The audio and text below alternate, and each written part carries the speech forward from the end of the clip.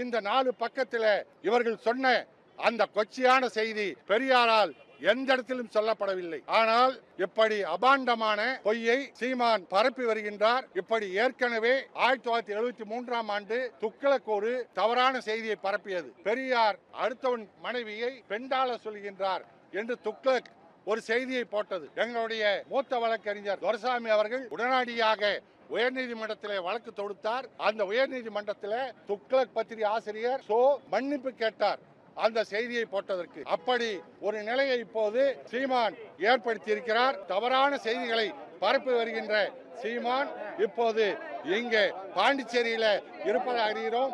எங்களுடைய பெரியார் திராவிட கழக தோழர்கள் அவர் தங்கி இருக்கிற இடத்துல போய் கேட்க இருக்கின்றார்கள், செல்ல இருக்கின்றார்கள். எங்கு போனாலும் சீமானை ஆதாரம் தராமல் எந்த இடத்திலும் நுழைய விட மாட்டோம்.